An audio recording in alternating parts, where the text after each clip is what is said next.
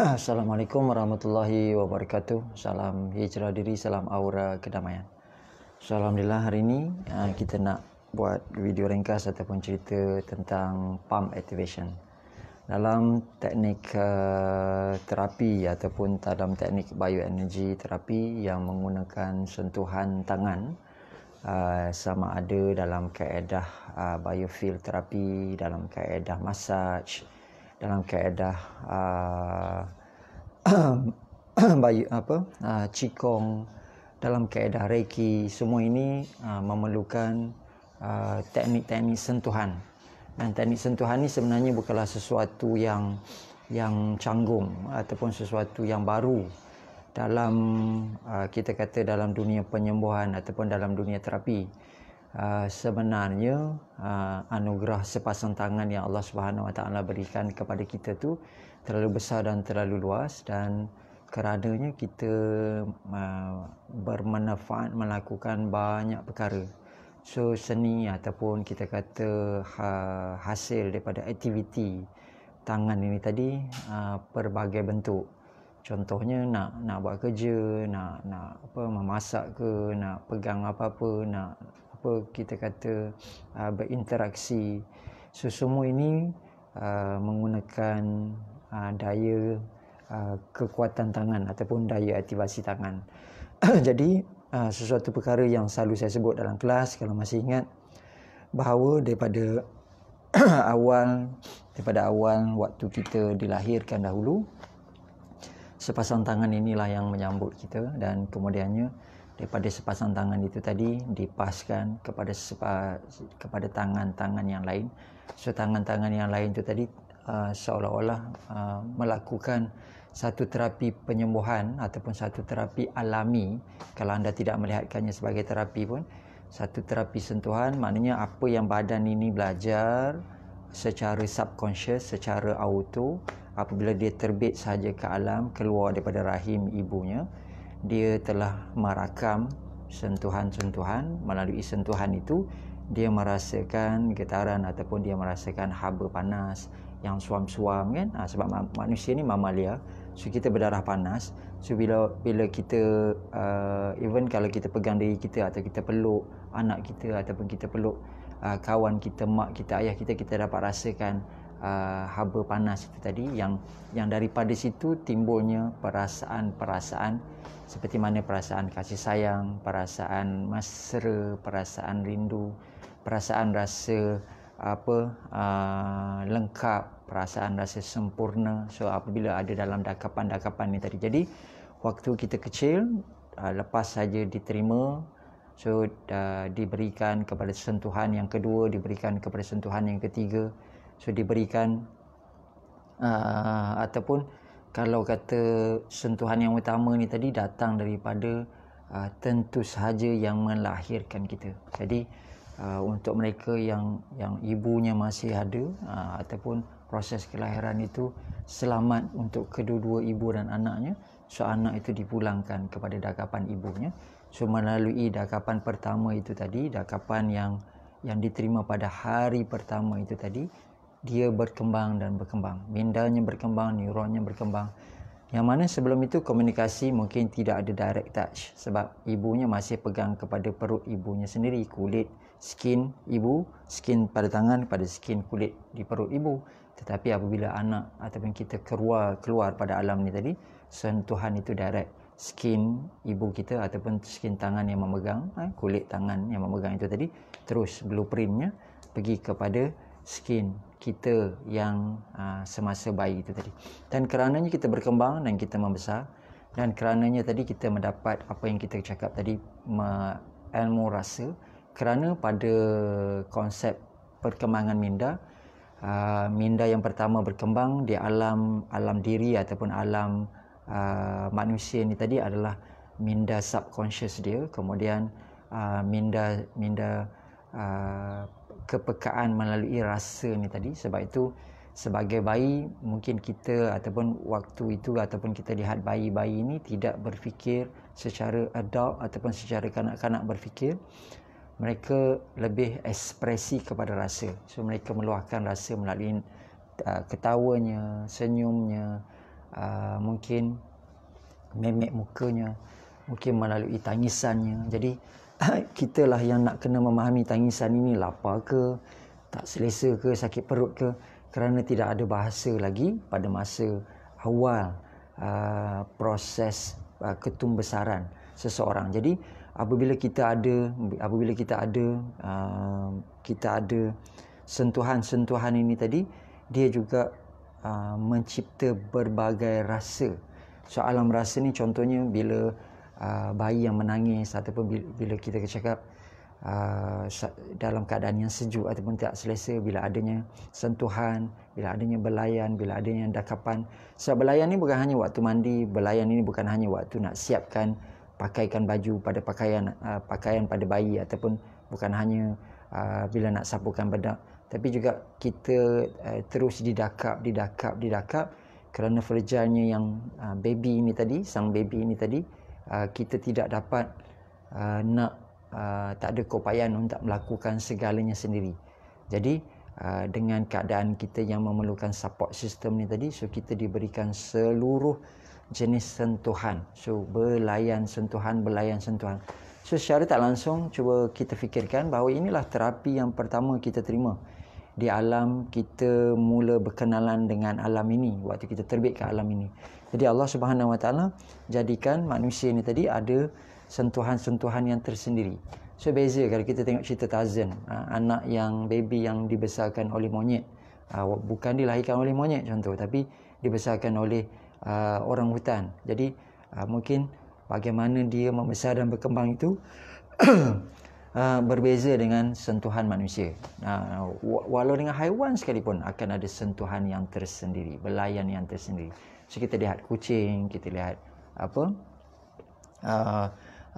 haiwan-haiwan yang lain, even ikan yang bergeseran antara satu sama lain. Yang kalau kita tengok ayam, itik, semua itu ada proses terapi melalui sentuhan ini, sama ada kita nak melihatnya sedemikian ataupun tidak. Jadi Allah menjadikan alam ini dipenuhi dengan tenaga kasih sayang. So dengan cara sentuhan ini juga rupanya kasih sayang itu mengalir. So kalau kita yang tinggal dengan nenek kita, mungkin kasih sayang nenek kita itu yang lebih mengalir. Kalau kita tinggal, kita mungkin anak yang yatim, so kita ada ibu saja, so kita dapat rasa belayan daripada ibu. Kalau kita anak yang piatu, mungkin kita dapat rasa belayan daripada ayah. Jadi yang melahirkannya itu satu perkara, bagaimana didikan, perkembangan, belayan-belayan yang kita dapat ini pun satu perkara yang lain. In fact, kita lebih mengecam sentuhan-sentuhan ini, kerana itu kita sendiri kadang-kadang mencari sentuhan-sentuhan ini sampailah diri ini dewasa. Contohnya bila mana-mana bahagian pada tubuh kita rasa tak selesa, kita akan beri sentuhan. Contohnya bila kita rasa berdebar, dengan keadaan yang kita mungkin marah, atau dengan keadaan yang mungkin kita rasa takut, dengan keadaan yang kita rasa gundah gulana. So tangan kita tadi akan kembali mencari diri dan dia merapati dan dia pergi ke mana-mana bahagian pada tubuh. Contohnya kita sendiri pun kalau kita berfikir ataupun kita rasa kita menggunakan deria pada bahagian muka contohnya. So tangan kita sendiri ni akan berada di mana-mana. Contohnya mungkin kita sedang berfikir ataupun cuba nak mengingati sesuatu, so tangan kita ni macam setengah orang kan, dia mengetuk-ngetuk kat mana tadi kan, ataupun dia berfikir, dia merenung, so tangannya di pipi ke kan. Itu belum cerita sakit. Kalau sakit memanglah tadi kan dia sapu, dia gosok, dia kalau kita melecur, kalau kita kena sesuatu kan, kita akan gosok. Ini sebagai terapi semula jadi ataupun alami. Dan sebagai pengamal Reiki, sebagai orang yang belajar dengan teknik terapi sentuhan, bioenergi, biofield terapi ini tadi, di sinilah kita melihat, kita mengenal balik ataupun kita memerhatikan balik bahawa dulu, satu masa dulu kita telah pun mendapat sentuhan-sentuhan itu tadi, dan sentuhan-sentuhan ini tadilah yang kita cuba cari kembali. Kerana tubuh kita mungkin telah merindui, semakin kita berkembang dan membesar, kita dah kurang mendapat sentuhan-sentuhan ini. Jadi bila kita kurang dapat sentuhan-sentuhan ini, kita dapati bahawa kita ada satu part pada diri kita ni mungkin missing.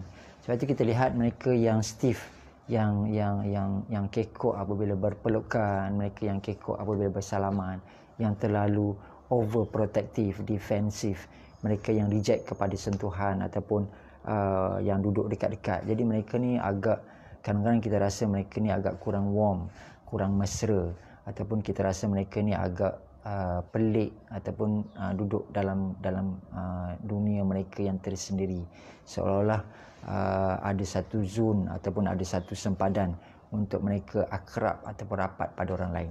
Tapi insya-Allah biasanya mungkin dalam pelbagai personality manusia ni tadi ada yang overwhelm, sikit-sikit pegang, ada yang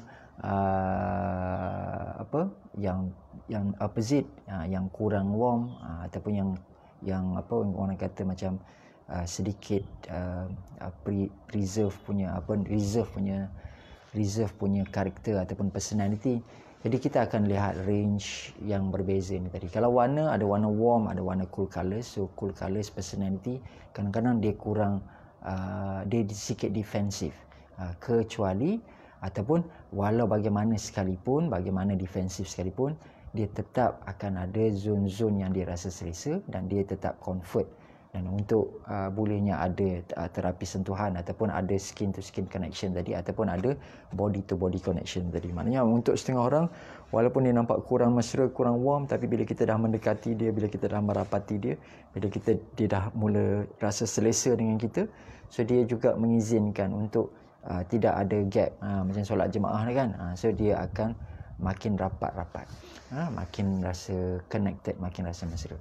Jadi inilah tenaga-tenaga yang mungkin secara visible-nya kita tak nampak, tapi being shift, being transferred, kita receive, kita juga memberi. So sama juga, dulu kita receive, sekarang kita memberi kepada anak-anak kita.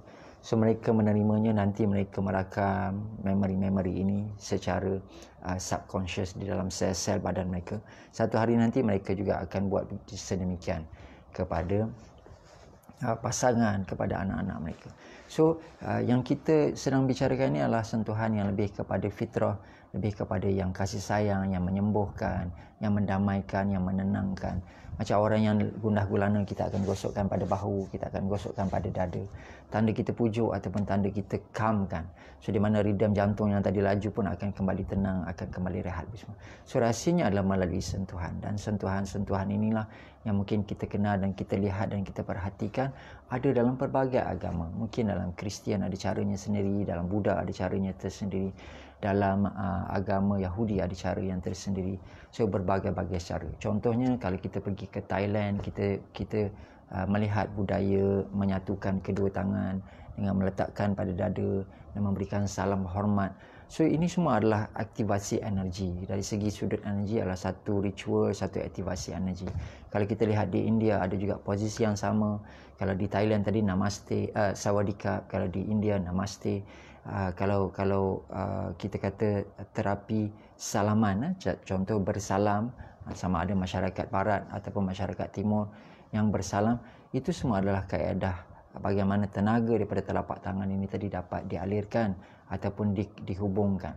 Jadi terapi-terapi sentuhan diajar juga kepada physician, mereka yang di dalam bidang perubatan, kerana perlu ada sentuhan-sentuhan dengan pesakit, sentuhan dengan orang kata daripada perawat dengan yang menerima rawatan ataupun yang menerima konsultasi tadi, supaya ada chemical ataupun ada chemistry, ada connection, supaya ada sinergi, supaya ada energy yang being transmitted ataupun exchange. So the drive untuk melakukan sentuhan ini tadi adalah fitrah. Kerana itu kita sendiri dalam Islam, sentuhan ini bukanlah sesuatu yang asing. Allah Subhanahu Wa Taala suruh kita solat 5 kali sehari yang wajib. So untuk solat kita kena wuduk, untuk wuduk kita kena ada sentuhan. Dan in fact kita ada basuhan dan sentuhan. Kita bukan hanya sentuh tubuh kita, kita basuh, kita sucikan, kita bersihkan. Dan kerana adanya ritual wuduk itu tadi, dia naik satu makam daripada yang bersih, tapi dia bersih lagi suci, bersih lagi membersihkan ataupun suci. Jadi bila masuk wifi suci tadi, terangkatlah hadas besar ataupun hadas kecil ni tadi, membolehkan dia melakukan ritual ataupun ibadah. Dan dalam terapi solat kita melakukan sentuhan mengikut mazhab Imam Syafi'i. Kita ada sentuhan pada tubuh, kemudian kita turun sentuhan pada lutut. Waktu kita tahiyat, tangan kita masih lagi sentuhan. Kita tak tahiyat macam tu, kita tahiyat dengan meletakkan tangan kita pada lutut. Jadi semua ritual ni tadi, sentuhan pada bumi. So ini semua adalah terapi sentuhan, sama ada nampak ataupun tidak nampak, atau buat-buat tak nampak, secara muhkamat, terang-terang, atau secara mutasyabihat. Jadi terapi melalui sentuhan adalah sesuatu yang fitrah, kerana daripada alam kecil lagi kita dah bagi sentuhan, kita menerima sentuhan. Bila dah besar, dah berumah tangga, kita terima sentuhan. Dan kita bukan hanya, kalau cakap tentang suami isteri, bukan hanya perlukan sentuhan waktu bersama untuk intimate saja, tetapi juga sentuhan yang bersifat kasih sayang, belayan, pujukan, sentuhan, kita kata bergurauan. Jadi semua ini dengan anugerah sepasang tangan yang mereka yang lengkap anggota ini tadi, kita dapat melakukan energy exchange itu tadi, interaksi ini tadi. Jadi dalam teknik terapi yang menggunakan sentuhan, so kita menitik beratkan bagaimana kita melakukan senaman pada tapak tangan dan melakukan aktivasi pada palm,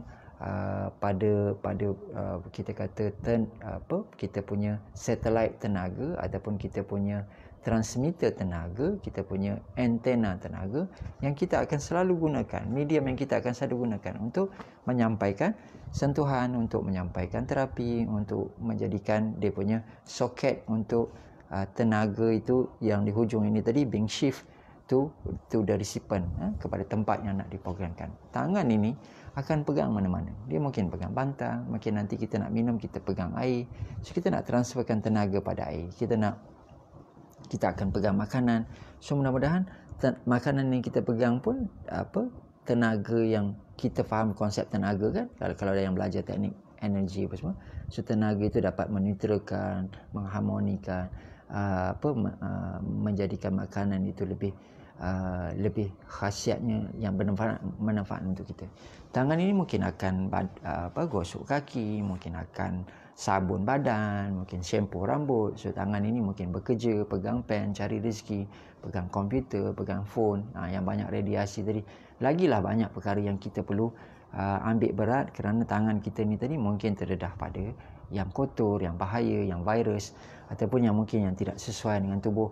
Jadi aktivasi ataupun teknik penjagaan tangan ini tadi membantu untuk kita terus mendapat signifikan dari segi kesihatannya, prevention medicine-nya, dan termasuk untuk mendapat khasiat sebagai pengaliran tenaga yang lebih efektif ataupun lebih efisien. Jadi kalau kita ada di hospital untuk menjaga hygiene apa semua, ataupun dalam teknik memasak, dalam prosedur memasak, dalam prosedur masakan, dalam prosedur restoran, penjagaan makanan, penyediaan makanan, dalam prosedur untuk penyediaan untuk spa, dalam proses penyediaan SOP untuk lab ataupun makmal, kita diajar untuk basuhkan tangan, hygienekan tangan. So dalam Islam tadi kita dah ada dengan aktiviti wuduk, walaupun ini bukanlah kita kata macam anggota wuduk, tapi kita mulakan dengan membasuh kedua tangan, sebab nanti tangan ni lah yang nak sapukan muka dulu,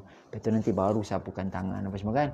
Jadi dalam teknik aktivasi energi adalah dengan satunya yang saya nak kongsikan adalah selalu kena lakukan senaman tangan. Jadi ada berbagai pilihan. Satu yang bagusnya adalah dengan selalu melakukan palm activation ataupun palm exercise dengan buat senaman buka dan tutup macam tu saja. Okey, stretching kan tapak tangan, stretching, tepuk dan panaskan. Okey, itu juga adalah palm activation. So boleh gosok di antara kedua celah-celah jari, dua tangan celah-celah jari, dan gosok dengan kuat bagi terasa haba yang panas itu tadi kan. Kemudian boleh gosok di bahagian belakang.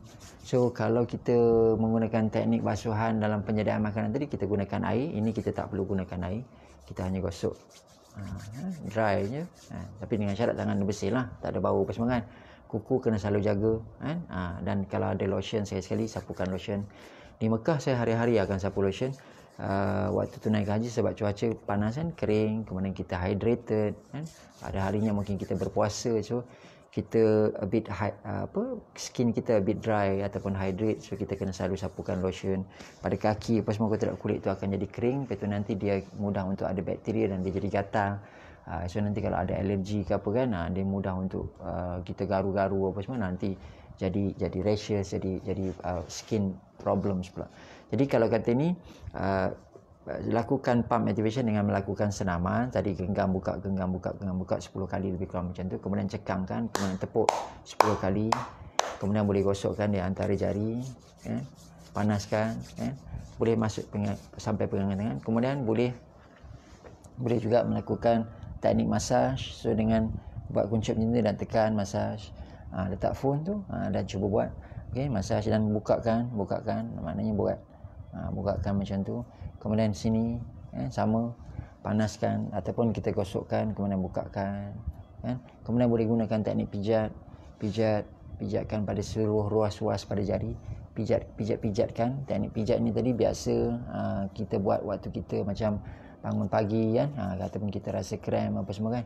Kemudian boleh buat guna teknik stretching apa semua, atau boleh gunakan tools, contohnya macam boleh gunakan bola pingpong, kemudian letakkan bola pingpong tu buat pump exercise begini.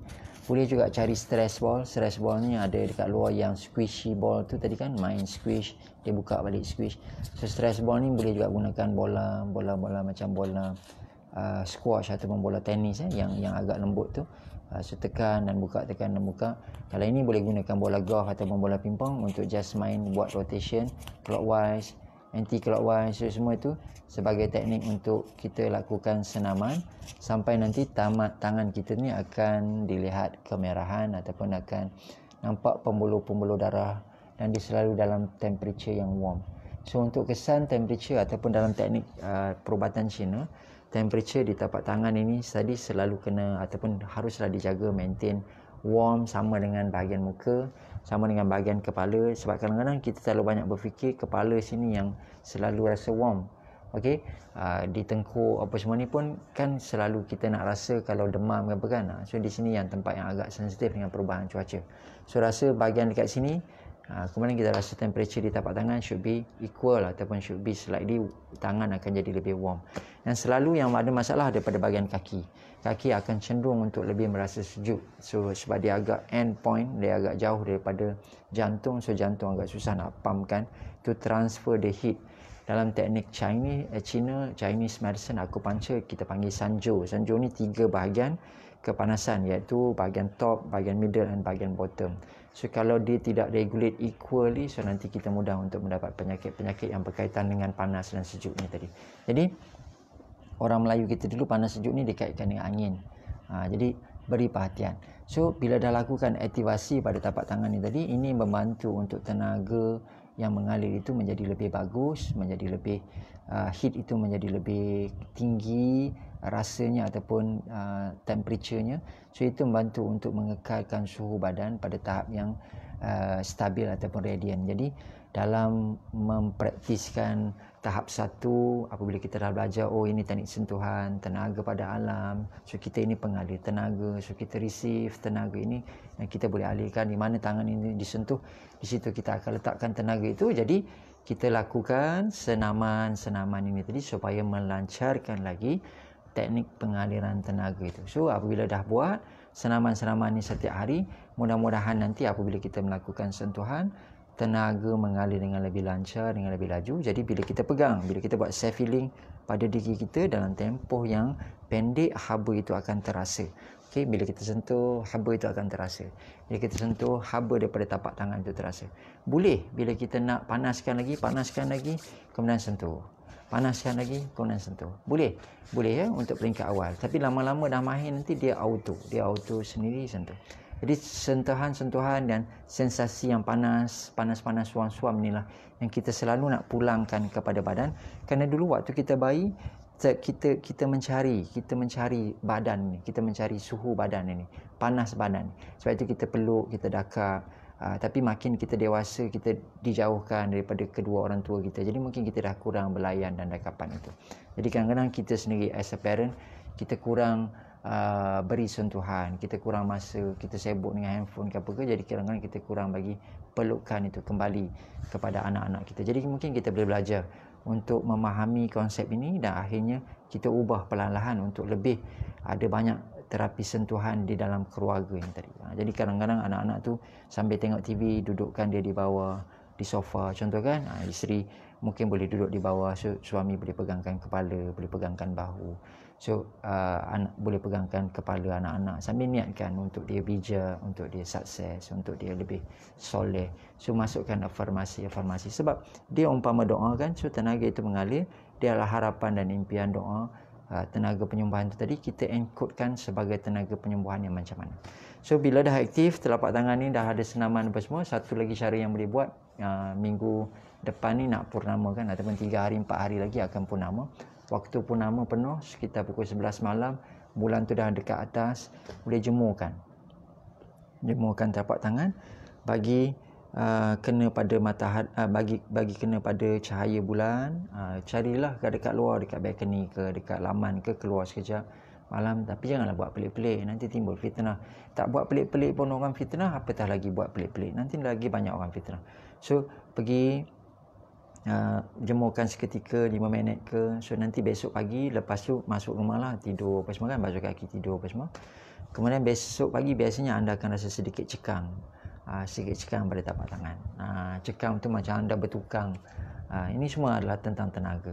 So itu juga cara, ataupun anda juga boleh melakukan terapi dengan warm stone. Anda macam tungku, tuamkan tangan apa semua. And this is all teknik ataupun terapi. Dan yang paling utama kita sendiri boleh buat. Kalau dalam teknik Jepun, dia masajkan all the end point, dia relate kepada 5 senses ataupun 5 situation pada tubuh kita.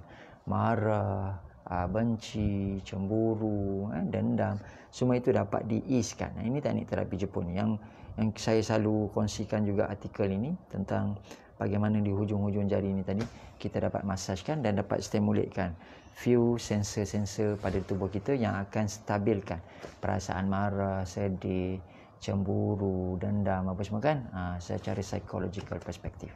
Jadi jangan lupa untuk melakukan palm activation, dan palm activation ini penting untuk perkembangan anda dalam ilmu ini. Dan palm activation ini tadi membantu untuk kualiti tenaga yang mengalir itu menjadi lebih efisien, dan melaluinya nanti sentuhan-sentuhan anda mula menjadi sentuhan yang bertenaga. So mudah-mudahan selepas ini apa yang anda sentuh dia bertukar menjadi emas, dan emas ini menjadi sesuatu yang istimewa dalam kehidupan anda. Bukanlah sentuh terus jadi emas jongkong, maksudnya terus menjadi sesuatu yang bermanfaat. Sentuh saja menjadi, silap anda akan menjadi yang lebih luar biasa daripada yang sebelumnya, insya-Allah.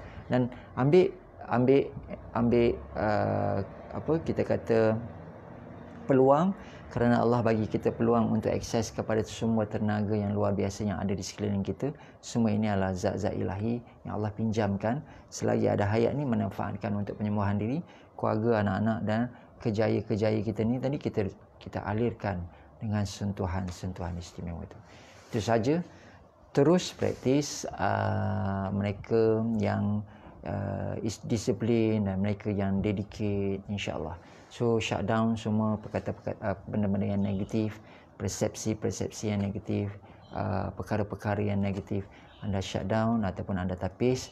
Kerana rasionalnya anda tahu bahawa untuk maju dan berjaya kita perlu menjadi lebih positif, kita perlu untuk lebih tawakal dan tawaduk, dan lebih terhubung dengan Allah Subhanahu Wa Taala dalam berbagai bentuk, dalam berbagai rupa. Itu saja. Sekian, wabillahi taufiq wa hidayah. Assalamualaikum warahmatullahi wabarakatuh. Saya simpan video ni supaya nanti anda yang ada kesempatan untuk tengok waktu yang lain nanti dapat tonton kemudian. Okay, any feedback sila komen. Dan kalau anda rasa bermanfaat, tolong, sebab grup kita tak ramai. So kalau setakat 15 orang je yang bagi like, saya rasa mungkin anda tak nak video macam ni.